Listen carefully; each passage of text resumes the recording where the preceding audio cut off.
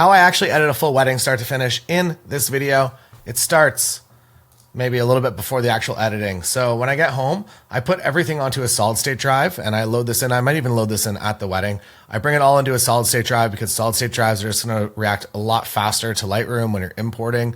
You can also put this, if you do have a computer with a solid state drive in it, you can also just use that if you want. I do this as a working drive. Then I don't just copy this onto my larger, I have a 14 terabyte backup drive here. I don't just copy what I've already copied over. I actually do it all again because maybe I'm crazy, but I also like to have a full backup. So I will drag everything on again to my larger backup drive from the cards. And then the night of the wedding, I will also back up all of the JPEGs. So I shoot RAW plus JPEG and I'll back up all of the JPEGs into the cloud. So you can use Dropbox, I use SmugMug, or anyone else that'll give you a large amount of image storage for not a lot of money. Now you have two options. One, you're either going to make all the selections yourself, or two, you're going to rely on a little AI assistance. You can also rely on AI assistance maybe just for the family photos, so you don't have to visually see that everyone's eyes are open and go through like that. For me, I actually go through everything manually. I've tried AI culling and with Imagine, so we're going to use Imagine for editing. Imagine also does AI culling, and it's great. But I do find that end of the day, if I am just ready right now to sit down and just cull through a wedding, I can do it in about 35 minutes. But if I use AI culling, it also takes kind of the same amount of time because I have to go back through everything and make sure everything's all good. So I'd rather just do it the one time and stay focused on it, turn on some music, and just get it done. And those are the two pathways. I should also mention that if you're watching this before September 28th in 2025, you can actually use Imagine for free. Not only the culling, but also all the editing. So if you're sitting on a huge backlog of images right now and you're like, I don't know how to get through all this, within this video, I'm going to give you the tools that you need to just get rid of that backlog as fast as possible. Now, I come on over here into Lightroom Classic. So I will actually go through and I will build a new Lightroom catalog for every wedding. You can just do this maybe year by year, or you could just have an ongoing collection. I'm going to call it AC Cat. It's going to restart and pop up with a fresh new catalog. And this is pathway number one. So this is if you're going to be doing some AI culling, you can load everything in here. You can send this off to Imagine. Imagine will tell you which ones are the absolute favorites of the gallery, as well as duplicates, as well as the out of focus ones that you're probably not going to want, or maybe you might want a few. And then it'll tag anything that is a standalone image. So if it's an image that it just doesn't know if you want it or not, it'll tag that as well. For me though, I go a little old school here into Photo Mechanic. You can also do this in Lightroom. So you could load everything into Lightroom. Maybe this is pathway number 2. Load everything into Lightroom, cull it yourself in Lightroom. It's very fast, again, if you're on a solid state drive. For me though, I make my selections here in Photo Mechanic. So I will, again, have these two folders and I'll load these images in. And one by one, I will go through. So I'm pretty fast at it. I can get through, there's, I guess, 3,400 images here, 3,500 images. And this probably took about 25 minutes to get through. There are a few different ways you can go about making your selects. Some people, I go through chronologically. So I will just literally go through image by image by image by image and just make my selects. And I tag anything that I'm going to keep with red. And then anything that I'm not going to keep or that I don't need that I think is a duplicate, or if there's a best version of, say, this bridesmaid coming down the aisle, I'm only going to select 1 or 2. They're not going to need 10 of those. And for me, I cull and I try not to ever go back. So I'm just making selections. I'm making whatever my gut instinct is. I'm selecting that image or I'm skipping over it. And then when I go back through the images again at the end of this, I will make my final selects. And usually that removes maybe another 20 or 30 images from the final gallery. There is also something to be said about culling in reverse, or making your selects in reverse. And that means starting at the very end of the wedding and going back. The benefit of this is typically that you're probably going to shoot a scene until you're like, I got the shot. And the last photo or the last couple of photos are probably the shot that you were after. And it doesn't make sense for you to go chronologically through the process of that when you know the final 10 images are going to be the ones that you're going to make some selections from. So there is a value to making your selects in reverse. For me, I just go through chronologically. I also attempt to do this as fast as possible after the wedding. I think that's another key for me, is that if I can actually do this while sitting down for dinner. So in the case of today's wedding, when we sat down, we were also doing video hybrid coverage as well. But when I sat down for dinner, I actually started going through everything. So I got pretty much to this point right here in the day, actually at the wedding. So all of this was done by the time I got home, and I was able to just get started with my editing actually the night of the wedding. I like doing that a lot. That when I wake up, I have a final Imagine gallery and I can go through and make my adjustments from there. So using this folder as an example, I've made my selects, 599 images. I'm going to bring them over here into Lightroom. I'm going to drag and drop them. Solid state drive, things should happen pretty quick. And under my face here, it's loaded in or has made my selects. It's carried those forward. Again, if you're selecting within Lightroom, maybe I'll show you how I would do that, but I will import these quickly and show you how fast it goes. So it's going to import if you're working on that slower drive and you're loading images in, it's probably going to take for 600 images. Maybe it's going to take 8, 9, 10 minutes. Solid state drive, it's pretty much done already, and it loads them in large chunks there. 200 images at a time came in. So definitely recommend you get a solid state drive. Maybe that's the takeaway here. Use Imagine and also solid state drive. And now if I have other cameras to load in, I will go back and I will import photos and videos, and I will sort by all photographs here so that I can see everything that I've taken. And now that's all I do in Lightroom right now. Now here we are in Imagine. And if you're not familiar with Imagine, if you watch the channel, I'm sure you probably are. And also get in on the biggest deal that they've ever done.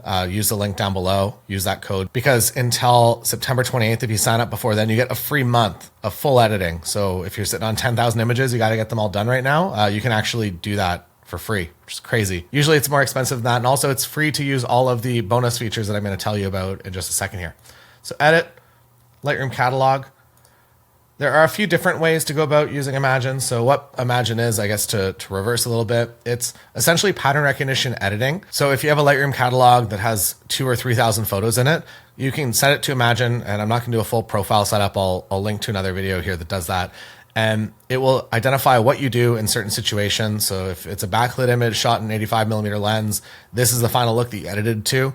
If it sees another image from this wedding, it's going to edit to the same look and feel. But then with Imagine, you can also just use the talent profiles. So if you don't want to do that, or if I guess you could also build one just off your preset and make a few selections, and you can build a profile pretty quick. But if you don't want to do that and you just want to test this out and see if it's for you, you can actually use any of the talent profiles, and there's a lot of them.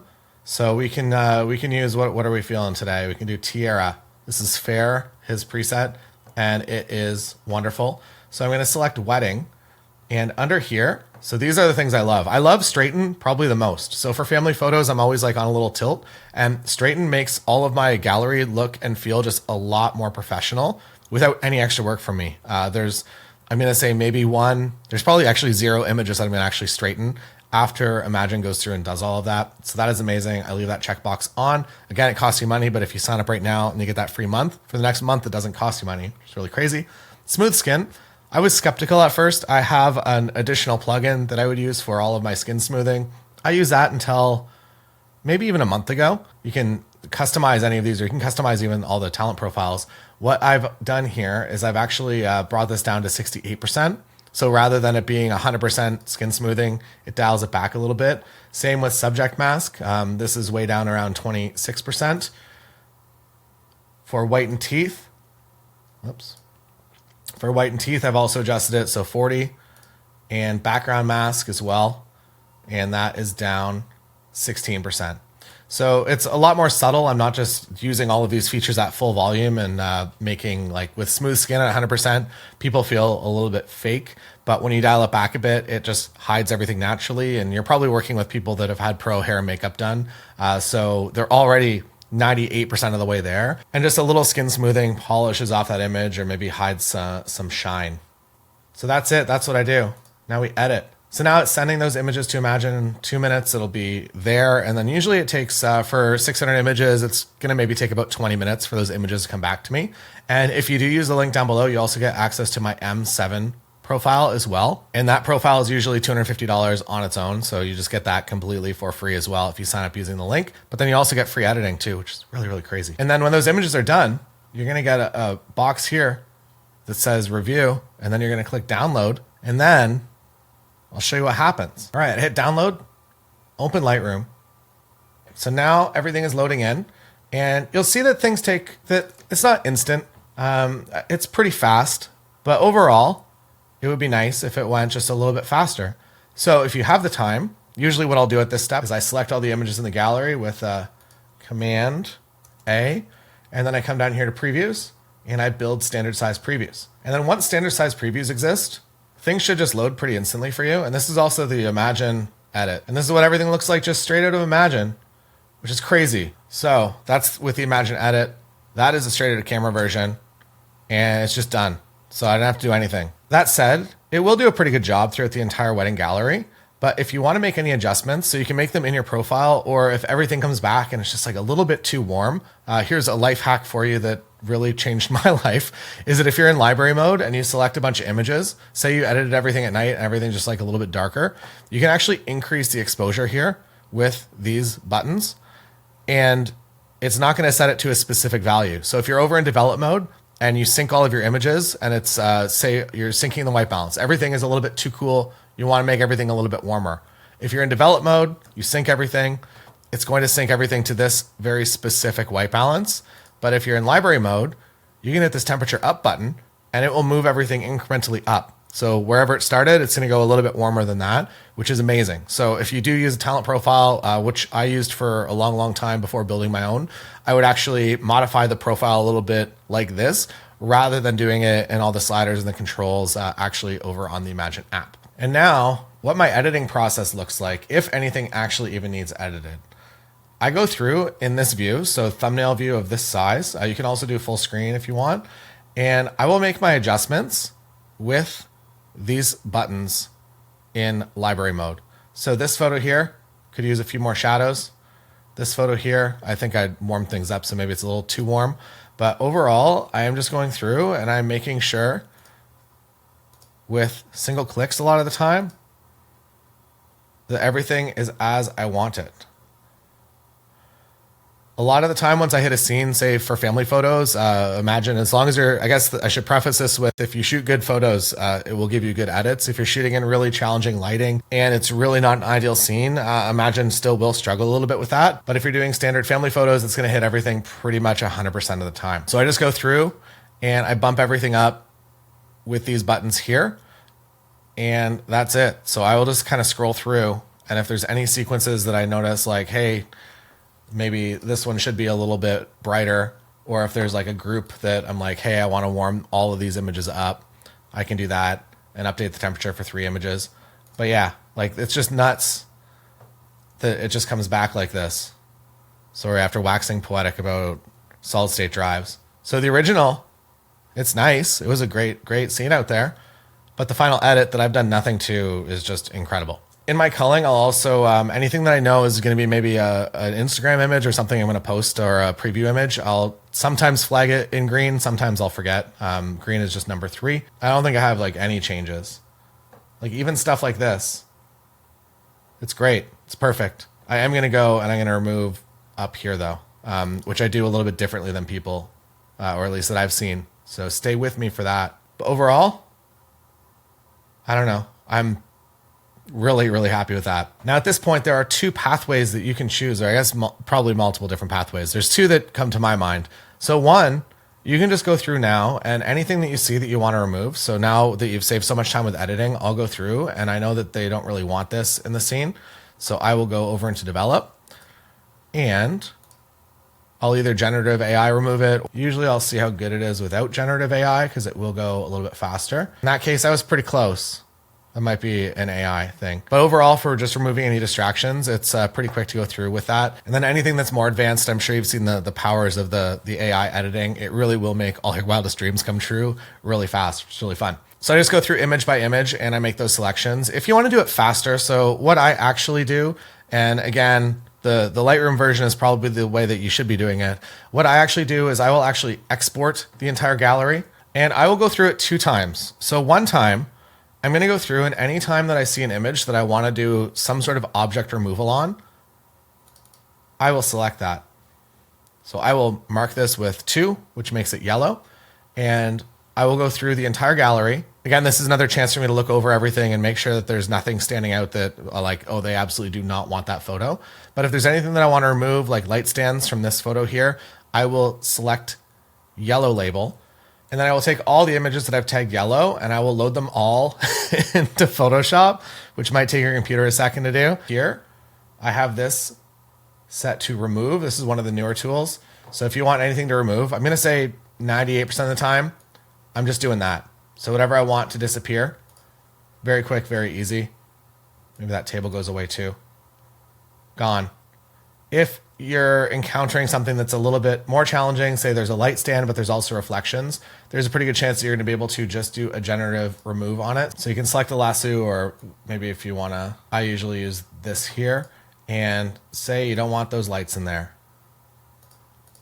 I don't know why we're removing the lights, but you can generative fill it, and it's going to do an incredible job. It's also going to give you 3 variations over here. If you haven't used generative fill yet, please do, because it really will make your life so much easier when it comes to more advanced edits. This also includes removing people, removing anything from scenes, or adding anything from scenes as well. And it'll give you 3 different versions. I guess this is a bad example, but without prompting, it really will do a great job at removing things. So I will remove anything that I need to remove, and then that's not all. And then another choose your own adventure step. So if you are going to deliver some black and whites as well, I will now go through the gallery, and anything that I want to convert to black and white, I'm going to flag with a different color. Maybe we're going to go with the color blue. Maybe that's number 6. I'm going to go through, I'm going to select all of those, and this goes a little bit faster. And by this point, you probably have only the final images that you want to include in the gallery. And again, the correct way would probably be that, okay, I know that I'm going to want this photo in black and white. I'm going to create a virtual copy, and then I'm going to come down here and I'm going to pick my TJ 2020 black and white. And that's how I'm going to do it. So side by side, you'll duplicate that and you'll make that. What I do, again, maybe dinosaur wise, what I'll actually do, and I guess this is technically destructive editing because I'm again editing. I drag all of the JPEGs in that I've selected. I load all of those in. They'll load super fast because they're JPEGs. And then I'll head on over here and I will select my black and white. And then I will do Shift Command S to bring up the synchronized settings. You can also do this under one of the windows up there. And I will just synchronize all of these black and whites. So now I'll go through, and anything that requires a little more exposure, I'm happy to fix that. Or if you notice that everything is like, when you convert it to black and white, everything is maybe 0.25 with stop under, you can do that, and you can make the exposure sync all the way across there. And then I just go through everything to make sure that it's all good. And at that point, I will export it back to the gallery. And I do everything in this order so that if I am converting to black and white and there's a fire alarm or something that's been removed, it doesn't just automatically appear again in the black and white photo because I'm editing from a different version. I get all the finals done in color, and then I go through and I make certain ones black and white. You can also just duplicate the entire gallery in black and white. I find that my couples overall, I feel like they're more into color photos. I'll give them some in black and white, or if there's some that absolutely require being in black and white because the color is so bad but the moment's so good, in that case I will maybe give them only the black and white image. Otherwise, I'm always giving them both. Now, if you're on one camera, your life is probably easy. Everything's just in chronological order and it's all good. If you synced your cameras, also great. If you do need to resync sometimes, I actually do that in Photo Mechanic. What I'll usually do for syncing images is I will find one image that has been taken on my second photographer's camera and mine if we didn't sync our times before. And I will just write down whatever that time is, and then I'll go into Photo Mechanic here and in Tools, Adjust. So I will come in here and I will find the image. You can go left and right through here. So say this is the image that I got the same moment as my second photographer, and I need to move this, but her camera was at 3:44 and 29 seconds. That's how I adjust photos. And then when you do adjust them, I like to leave them highlighted like this because you'll see where they end up in the gallery. So specifically, if you're trying to move photos, maybe from a first kiss, you can watch where those photos go. And if they're not exactly where you want them, you can come back in here to Tools and you can bump it again by a couple of seconds to get it where you want it to be. At that point, highlight everything, right click, select rename photos. You can also do this in Finder as well on Mac. Reset that to 1, whatever their initials are. I do that and rename. But that's not all. Now I got to give them a final gallery. So I come on over here into Picktime, and if you use the link down below, you get 1, a free month for Picktime, or 2 free months, I guess, if you sign up to be a paid user. There is a free plan, so sign up to the free plan and get rolling with that. Picktime overall is just the best gallery system out there. And also it's going to make you a lot of money from their automations. And by that, I mean, you can just automatically trigger specials to go to your couples, and they'll get emails as well as pop-up banners in the gallery. And it really does help push print sales. Without any sort of offer or time sensitive thing, I rarely sell any prints. And I've been selling a lot of prints with Picktime. My final gallery, I'll make a demo here, make that the cover photo. There's also a Picktime plugin for uploads, which makes it really easy. and I'm going to load all of the files in here. And also you can navigate because you do have a plugin running somewhere up here that you can go on to the next step while your things are uploading, which is really cool. So I do that, come on over here into gallery setup. You can just copy what I've done here. I just have my default settings to make my gallery like this. So if you do want to just emulate what I've done. Also, Picktime, if you are on another gallery system, Picktime will actually bring all of those galleries over for you if you want. Search for their migration options. They brought over a couple hundred galleries for me and basically made the transition incredibly seamless that I just started using Picktime. And they also bring over email addresses as well. So if people have signed up on your other gallery system and they put their email in, they will just get a notice that like, hey, your gallery is moved. And also 30% off prints for the next 5 days or whatever you want to set it as. Those are all automations that Picktime will do for you. And I guess moving into that, I can just talk about that. These are two that I run. So the early bird offer and anniversary gift. So what this means is the couple is going to, or anyone that signs in the gallery is going to get an early bird special. Just gone online, you just signed in, you will get a certain discount. You can set it to be whatever you want. There will be some tasteful banners and mentions of it within the gallery, but then they'll also get emails as well. And whenever the sale is closing is usually, I would say, the time that I make the most sales. And then the couple will get notified, I guess maybe a few weeks before their anniversary, so that if they want to buy some prints for their anniversary, they're able to do that. Here's something that's really interesting. So vendors, I'm not going to go into this because it has all email addresses for all the vendors I work with. But basically, anyone that you worked with, you can just add them to this and it will automatically generate a gallery. So if they're a florist, Picktime's going to go through and they're going to pull any of the images with flowers, or if it's the venue, anything with a venue exterior and the couple. And you can also just give them full access to the entire gallery if you want. But I find that the AI selection it does is pretty good and makes it a little less intimidating for a makeup artist to load up the gallery and be like, wow, there's 1,000 photos here. Where do I start? If there's an automatically curated gallery for them, it just makes their life easier. They can sign up, so you can do a registration link on the day. So rather than being like, oh yeah, like hit me up on Instagram in 3 to 6 weeks and I'll send you the gallery. As soon as the gallery is out, they will just get an email. They also have to accept a checkbox, your terms and conditions for using the photos. So that's probably going to mean that they're going to tag you, that they're not going to convert things to black and white or sepia and ruin your artistic vision. But overall, it's just really, really amazing.